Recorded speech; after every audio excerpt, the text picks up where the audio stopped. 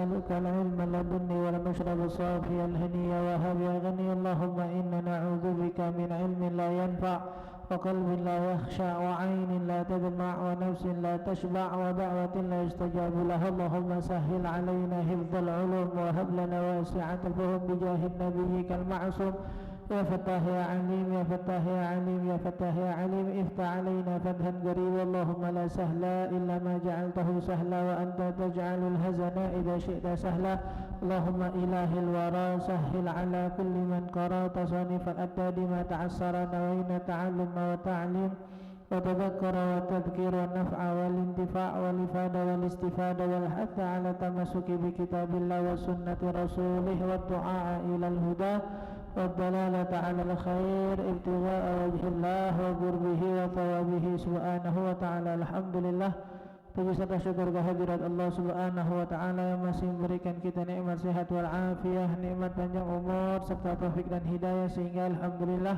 kita kembali masih diizinkan oleh Allah Subhanahu wa taala untuk berkumpul di majlis kita dengan harapan dan doa yang senantiasa kita minta pada Allah Subhanahu wa taala.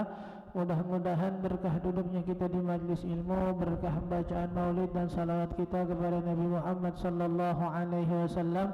Allah kabulkan segala macam doa dan hajat kita, Allah mudahkan urusan kita dunia dan akhirat, menjadi sebab turun rahmat dan ampunan dari Allah Subhanahu wa taala. Amin ya rabbal alamin. Melanjutkan pembahasan kita dalam kitab Risalatul Muawanah karangan Al-Imam Al-Habib Abdullah bin Alawi bin Muhammad Al-Addad, yang masih di dalam pasal wa alaika bit-taubati min kulli dhanbin sawa'an kana saghiran aw kabiran zahiran wa batinan fa inna taubata awwala qadamin yad'uha al-'abdu fi tariqi suluki ila Allah wa hiya asasu jami'il maqamat wallahu yuhibbut tawwabin. Ya, masih di dalam pasal yang beliau anjurkan kita. Ini anjuran dari beliau tapi kewajiban dalam agama. Ya apa? Untuk senantiasa bertaubat dari setiap dosa, entah itu dosa kecil ataupun dosa besar. Ya, dan selalu kita bilang nggak ada dosa kecil, nggak ada dosa besar kalau kita ngelihatnya kepada siapa kita berbuat salah. Ya, selalu contoh paling gampangnya, analogi paling gampangnya, kalau seandainya kita di sekolah, kita bisa bedain tuh. Ya, kadang ada yang kita bilang gurunya yang pemaaf, ada yang guru killer. Kalau udah berhadapan sama guru, dosen, manajer, SPV yang yang katanya killer, kesalahan kecil aja nggak bakal dimaafin. Jadi kepada mereka kesalahan kecil aja kita nggak berani ngelakuin. Kenapa memang? Oh, kalau dia mah salah kecil aja bahaya dah pokoknya dah.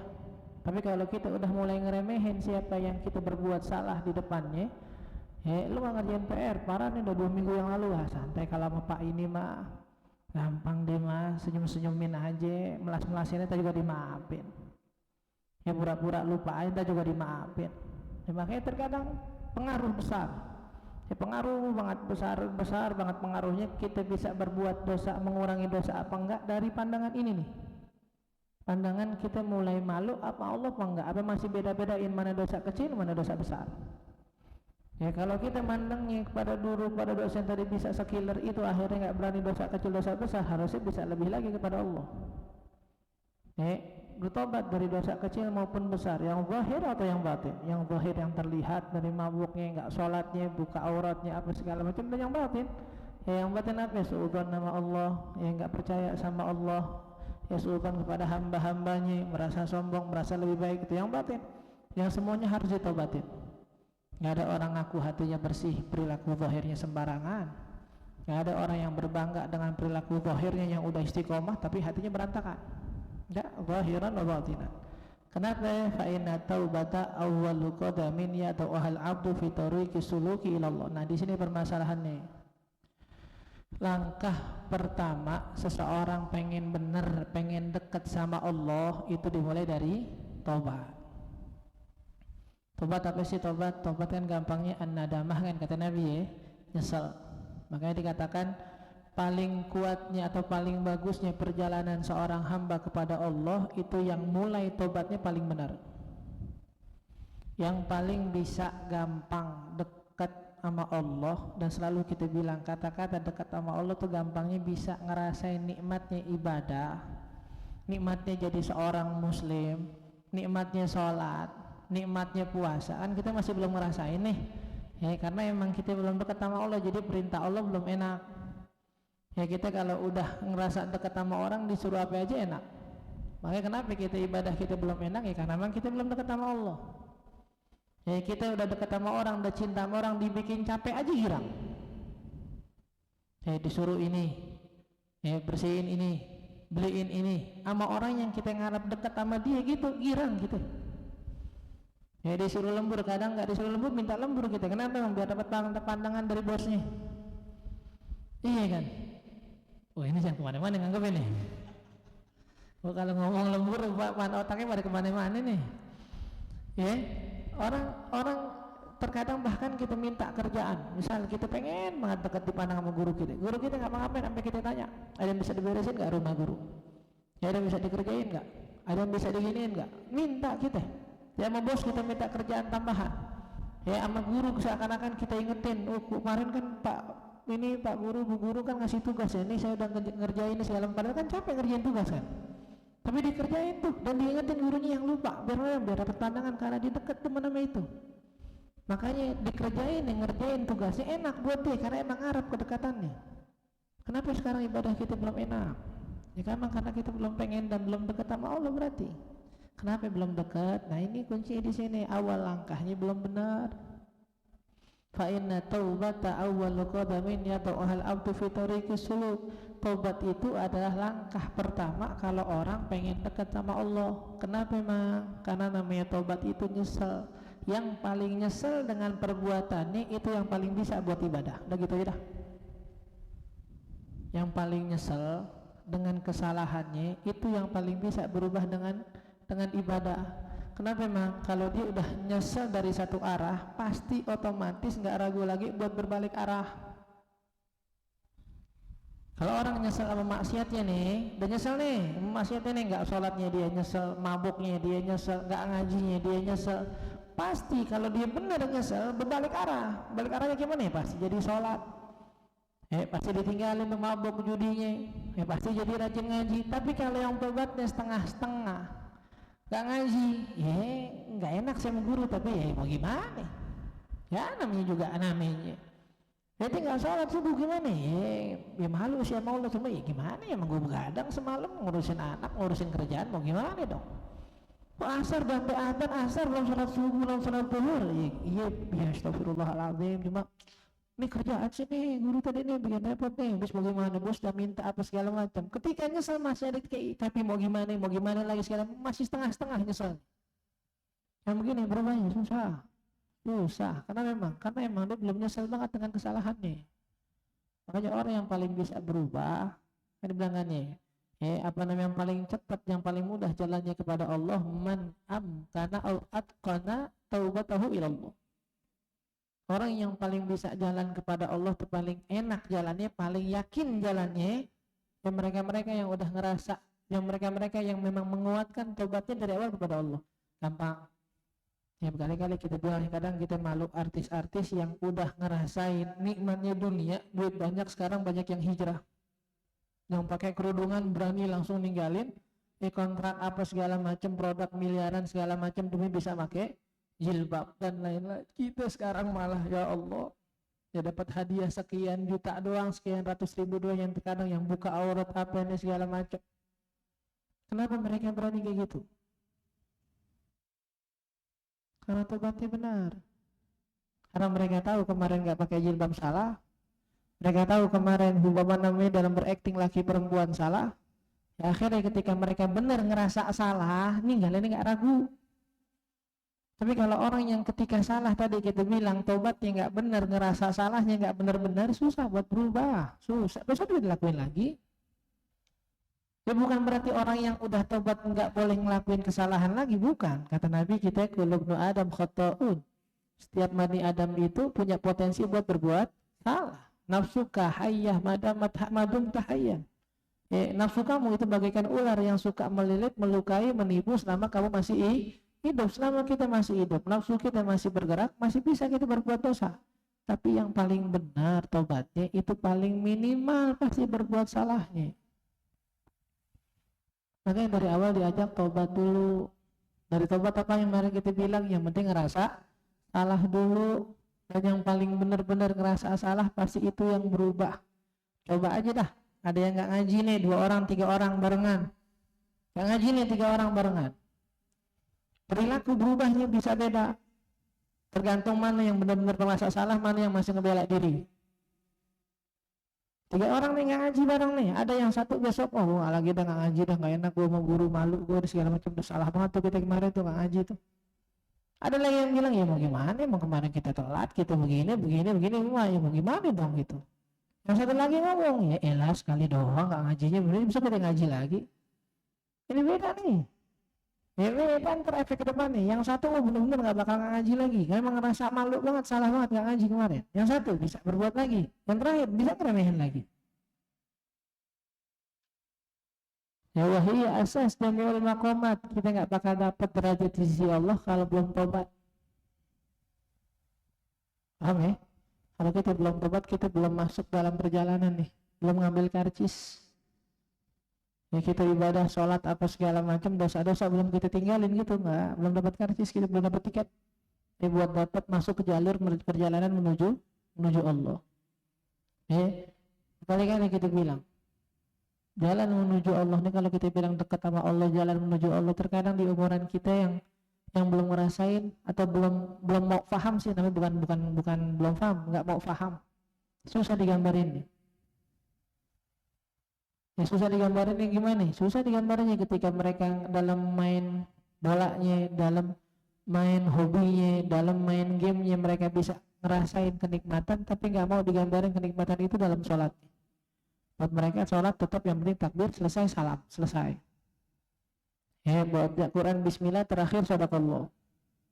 Ya haji pakai ihram, terakhir tahalul. Semuanya udah selesai, udah selesai. Gak ada rasanya. Tapi giliran main game, main bola, musuhnya kegampangan, temennya nggak bener, ceritanya gimana game lo tadi nggak seru, pasangannya begitu, nikmat kalau main begitu tuh, nggak asik kalau main gitu. Oh bisa ya, giliran main game ada nikmat enggaknya, tapi giliran ibadah biasa aja gitu. Innallaha yuhibbut tawwabin wa yuhibbul mutatahhirin. Allah cinta sama hamba-hambanya yang sering taubat. Ya sering taubat bukan berarti harus sering maksiat. Paling nggak kalau jatuh ke maksiat buru-buru taubat. Berapa kali kita maksiat? Ya, Nabi dalam sehari istighfar 100 kali. Kita yang di sini sekarang, ada nggak yang punya wiridan sehari 100 kali istighfar? Nabi liyaghfirallahu, baca kita dari awal maulid tadi. Apa namanya? Inna fatahna laka fatham mubina liyaghfiralakallahu ma taqaddama min dzambika wa ma akhir. Allah udah ampunin dosa Nabi yang telah lalu dan yang akan datang. Alam nashrah laka sadrak. Nggak ada beban buat Nabi, dosa ataupun dunia. Tapi Nabi bilang kepada sahabat, innil astaghfirullah fi kulli yaumin mi'at marrah. Saya istighfar pada Allah sehari 100 kali, minimal itu. Nabi istighfar 100 kali. Ya, kita salah satu yang diajarin guru-guru kita tuh, kalau jangan bukan jadi candaan, tapi ini benar ngamal ini benar. Kalau mau tobat, salah satunya gampang tobat gitu, istighfar setiap ngelakuin kesalahan 10 kali minimal. Masuk kamar mandi, ya pakai kaki kanan, keluar, baru istighfar dulu 10 kali. Jadi setiap kita istighfar kita tahu ini salah. Ya, setiap kita ngelakuin kesalahan kita istighfar, kita makin meyakini diri kita ini salah. Bukan ngelakuin kesalahan nyengir-nyengir, bukan. Ya bukan ngelakuin kesalahan malah ngerasa nyantai, bukan. Istighfarin tadi buat salah satu itu benar nekenin diri kita. Kan kalau seandainya kayak kita nih, yang ngelihat orang tidur terus kita astagfirullah, kadang-kadang ada yang marah kan, dia ngapain istighfarin gue? Ya lu salah. Tuh nggak tinggal ngerasa lah, ngamuk nggak istighfarin. Makanya kita disuruh istighfar bukan buat apa-apaan, buat makin ngeyakinin diri kita yang tadi salah. Kali-kali kita bilang ini itu mau berubah, yakin dulu yang tadi salah. Jadi kalau mau berubah, yakinin yang tadi salah, yang itu laku itu tadi salah, baru bisa berubah. Ya, dan kali-kali kita ulang-ulang omongan Syekh Mutawalli Sya'rawi, saat ma ta'asi la tatakabbar. Kapan inti buat salah jangan sombong. Ya, bukan maksudnya sombong, jangan sombong minum judi terang-terangan, bukan, itu mah orang gila. Buat kita judi, mabuk, terang-terangan bukan sombong tuh, udah gila kan, udah nantang Allah namanya. Ya maksudnya kita sombong tadi udah dikasih tahu, ngebela diri. Tinggal apa masih mabuk aja, gimana? Gue lo ngerasain deh, gue rasain pusing gua. Bisa jadi kalau lu ngerasain gue rasain mabuk juga lu, malah nyumpain gue mabuk lagi. Jadi sampai nggak sholat. Ini juga gue sholat, gue kodok, ngerti gue kodok, tenang aja. Ya bukan begitu. Yang ini susah buat berubah, kalau nggak ngerasa salah. Ya yakin dulu yang tadi salah, baru bisa tobat. Dan kalau orang suka tobat, ganjarannya cinta, gimana ya? Ya kalau kata Habib Ahmad Jindan, guru-guru kita gitu, yang buat salah kita, yang nyuruh minta maaf Allah. Habis Allah nyuruh minta maaf, Allah ngasih cinta lagi. Harusnya kalau kita buat salah, kita yang datang ya. Yang sering kita bilang, ente kalau buat salah langsung datang minta maaf. Imam Haddad ngajarin juga. Kalau ente ngelihat guru ente berubah, datang minta maaf. Tapi Allah enggak, beda lagi levelnya. Allah yang kita yang buat salah, Allah yang nawarin maaf. Ya udah, Allah yang nawarin maaf, Allah yang nawarin cinta lagi. Kalau Allah udah cinta, yudha'lahul qabul fil ard, apa yang kita mau di dunia juga digampangin sama Allah. Dari mana mulainya? Dari taubat. Karena nyambung pasti. Orang yang dari taubatnya benar, ibadahnya nanti pasti benar. Nyambung. Yang bohong kalau nggak nyambung. Tapi tadi ya syaratnya ya, taubatnya harus benar. Kalau taubatnya nggak benar, nggak bakal nyambung udah. Ya siapa ya? Dan nanti taubat kan derajat ya. Waqad qala subhanahu wa ta'ala, dan Allah subhanahu wa ta'ala berfirman, yatubu ilallah jami'an ayyuhal mu'minun la'allakum tuflihun. Apa kata Allah? Dan bertaubatlah wahai orang-orang mukmin kepada Allah, la'allakum tuflihun. Kunci selamat, kunci bahagia, kunci menang. Apa awalnya? Tobat. La'allakum tuflihun. Kalau kita kan kadang dengar azan kan, hayya 'alal falah, marilah menuju kemenangan. Salat kan? Iya salat. Ini dalam Al-Qur'an Allah katakan yang pertama, la'allakum tuflihun apa? Wa tubu ilallahi jami'an. Gak tobat gak bakal beruntung, itu berarti kita nih gak tobat gak bakal beruntung. Kenapa gak tobat gak bakal beruntung? Ya gak berubah tadi kita bilang. Ntar tobat mulai dari yang mana? Dari yang wajib dulu, maksud yang haram. Tobat dari ninggalin yang wajib. Ya habis itu ya tobat dari ninggalin sholat. Nah sekarang yakin kita nih, di antara kita masih ada yang sholatnya gampang, entah subuhnya, entah bahkan 5 waktunya. Kadang lagi ada orang-orang ngaco kalau lagi libur kerja, sholatnya libur juga sama. Lagi libur kerja sama, sholatnya lewat juga, qadha juga gitu. Kita tanya nih, kenapa ini nggak sholat subuh tepat waktu? Kenapa sholat subuh qadha, kenapa gitu? Udah bangun kadang jam 7 nyantai, masih selonjoran dulu, nggak gitu bangun, astagfirullahaladzim. Kita lagi disuruh kerjain kerjaan, ketiduran, bangun-bangun kebakaran kan. Ya Allah, jam berapa doang mau kerjain? Makan dulu, terus ini harus kirim jam 2 kan, jam setengah 12 sama kerjain. Jangan bangun subuh jam 7 bangun, astagfirullahaladzim jam 7. Salat, aduh dong, bentar dong, pelajaran dulu dong. Bikin teh. Ngerokok dulu, ngerokok santai aja. Baru jam setengah 9 baru sholat subuh. Gila, bangun jam 7 udah telat, sholat setengah 9 lagi. Kadang subuh kelewatan, udah azan asar, lu belum sudah tuhur gak ini? Sangat ya, tapi udah antar gue kuyin, kapan gue kodok dah, udah lewat juga. Ya udah lewat juga, giliran kerjaan udah lewat, diminta maaf, bos tadi lalai ini segala macam, kelupaan banyak kerjaan, saya kerjain sekarang, kasih waktu 15 menit kita kerjain, masya Allah, minta waktu gue 15 menit, kerjain selesai. Ya lupa tuh, ayat Al-Quran kan nih. Apa namanya, farji ini amal salihat. Ya Allah, kembalikan kita ke dunia sebentar aja, buat apa ya? Sedekah, buat sholat, buat beramal soleh. Kapan? Kadang lihat neraka. Akhirnya ila ajarin qarib nujib da'wata. Ya Allah, kasih saya waktu di kita buat apa? Buat ngikutin perintah Engkau sekarang. Akhirnya ila ajalin qarib fa'asaddaqu aku minal salihin, biar saya bisa sedekah jadi orang baik. Kenapa? Jangan lihat neraka. Jangan sampai dong. Jangan sampai kudu ngelihat neraka dulu baru berubah. Ya ali a'malu salihan fi ma tardu, biar saya bisa dapat ridho Engkau dan nyenengin Engkau dulu sebentar aja. Udah ngeliat neraka baru minta. Enggak bisa. Ada berapa tahun kita dikasih udah. Ya tadi kita bilang giliran urusan bos, urusan apa segala macam, ketinggalan dikit minta maaf, buru-buru kerjain. Bangun jam 6, pertama kali khawatir apaan? Loh di mana nih?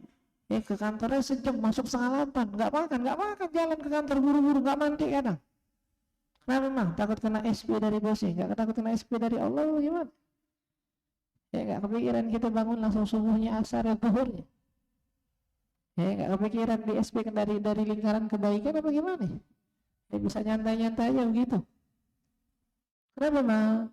Sebabnya satu, kita nggak ngerasa salah, itu doang. Gampang dah. Mana bilang, kenapa itu bisa bersegera gitu coba? Karena ngerasa salah kan sama bos sih. Wah, kalau telat gimana nih? Bos dari jam 8 ngasih gaji ke kita apa segala macam, daripada gue di SP. Wah, Masya Allah. Yang ngasih intimasi melek siapa? Yang ngasih intimasi napa siapa? Kok yang pertama dipikirin bos apa kantor? Subuh belum, subuh kelewatan. Yang bisa kita pikirin apaan? Bosnya, kantornya, kerjaannya, gaji. Yang gerakin bos itu buat masih mempekerjakan itu siapa? Yang gerakin perusahaan itu biar bisa punya duit, bisa gaji itu siapa? Kok bisa bangun-bangun telat yang dipikiran? Kerjaannya, kantornya, bosnya, sholat subuhnya belakangan. Ya bahkan terkadang subuhnya entar sekalian keluar di kantor. Ya subuhnya entar pasti kantor ada waktu kosong baru subuh. Dan terkadang kita bangun motivasinya lebih ke kerjaan daripada sholat subuh. Coba itu kita cek alarm masing-masing kita berjam berapa. Ayo masing-masing cek dah alarm kita jam berapa. Subuh jam berapa subuh sekarang dah. Jam 4 berapa ya coba. 4.42 kalau nggak salah.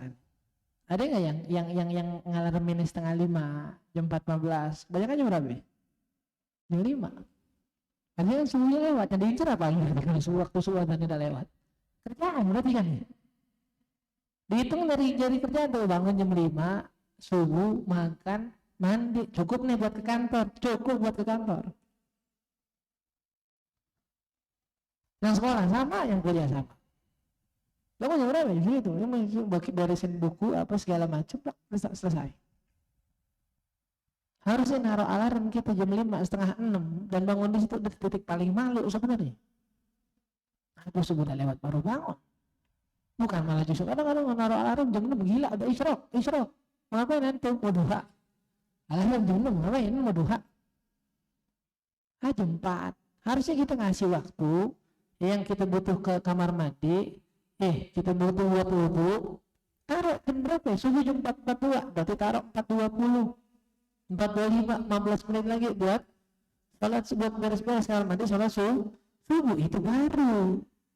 Ya orientasinya bangun buat sholat subuh jam 5 mau kemana? Antum mau kemana? Berarti yang lu pikirin buat bangun di alarm itu apaan? Sholat subuh, buat Allah, buat bos, buat kantor. Yang terkadang giliran sekalinya bikin alarm jam 3:30 bukan buat tahajud, buat tonton bola. Jalan-jalan, bus travel jalan jam 4:30 kereta. Wah, kita bisa bikin banget tuh alarm tuh. Kenapa memang kalau ada tujuan dunianya? Obsesi kita kemana? Akhirat enggak? Sekali lagi apa sebabnya? Gak ngerasa salah. Kenapa itu bangun jam 5? Masih gede, kenapa bang? Yaudah itu, saya selesai. Gak mau ngomong dulu lagi. Yaudah lu bener. Ya menurut pandangan lu bener begitu, yang tunggu sholat subuh terserah. Emang sholat subuh wajib, mau gimana nggak sholat subuh pasti sholat, tapi obsesi kita bangun itu kenapa? Itu yang kadang-kadang perlu ditanyain. Kok bisa kita bangun nyiapin waktu yang itu buat kerja, buat makan, buat mandi, sholat subuh sebagai selingan doang, seakan-akan udah sholat selesai kewajiban. Wajar kalau kita selama ini kita nggak dapetin nikmatnya sholat. Emang sholat cuma sebagai rutinitas, yang penting udah sholat, habis itu fokus ke mandi, fokus ke makan, buka laptop, buka WhatsApp, grup kantor, ada kerjaan apa? Gitu. Intinya ngerasa salah dulu, nggak ngerasa salah nggak, dan nggak ngerasa salah, nggak tobat ya nggak benar, susah buat berubah. Besok ada undangan tuh di rumahnya Fadli. Ini kontrakan yang kemarin kan kontrakan rumah siapa itu berarti itu? Rumah Kania, rumah Kania. Maghrib jadi maghrib ya. Maghrib ya biar cepet dah. Biar saat Isya bawa berkat. 40 harian. Maknya Fadli besok bis maghrib. Ya majelis semua diundang. Ya mudah-mudahan kita bisa hadir. Apa ya udah itu doang. Ya sekali lagi ya la'allakum tuflihu. Mau benar, mau menang, mau baik. Akhirat doang, dunia juga. Kalau orang yang baik akhiratnya mustahil dunianya nggak baik. Orang baik dunianya belum benar, belum tentu benar akhiratnya. Itu harus jadi pandangan kita ya. Orang yang baik akhiratnya, dunianya pasti benar. Orang yang benar dunianya, belum tentu akhiratnya baik. Dan semua orang yang suksesnya benar dalam lingkaran kebaikan dari Allah, mereka yang benerin akhiratnya dulu. Silahkan cek. Yang udah deket dan cinta sama Allah, dikasih dunia akhirnya gak goyang. Tapi kalau yang belum dekat, belum baik, belum benar agama, yang kasih dunia sama Allah, lepek-lepek deh. Ya miskin salah, kayak songong. Nah itu. Kalau hatinya belum dekat sama Allah, mudah-mudahan Allah jadikan kita ilmu yang manfaat dunia dan akhirat, kabulkan segala macam doa dan hajat kita, mudahkan urusan kita dunia dan akhirat. Allah mudahkan acara kita nanti, Allah berikan bantuan zahiran dan batinan, berikan kemudahan, kecerahan, dan apa yang dibutuhkan diberikan oleh Allah Subhanahu wa taala. Allah jaga para guru kita, orang tua kita, keluarga kita, anak istri kita, kaum muslimin dan muslimat dari berbagai macam bala, wabah serta musibah fitnah dunia dan akhirat. Yang sedang sakit di antara kita diangkat penyakitnya oleh Allah, yang sedang menghadapi musibah diangkat musibah dan masalahnya oleh Allah Subhanahu wa taala. Dan mudah-mudahan orang-orang senantiasa bantu majelis kita dengan tenaga, waktu dan pikirannya, diberikan balasan khusus oleh Allah Subhanahu wa taala, dan kita semua diberikan husnul khatimah. Ala hadhihi al-Fatihah. A'udzu billahi minasyaitonir rajim. Bismillahirrahmanirrahim. Alhamdulillahi rabbil alamin, arrahmanir rahim, maliki yaumiddin. Iyyaka na'budu wa iyyaka nasta'in. Ihdinas siratal mustaqim. صراط الذين أنعمت عليهم غير المغضوب عليهم.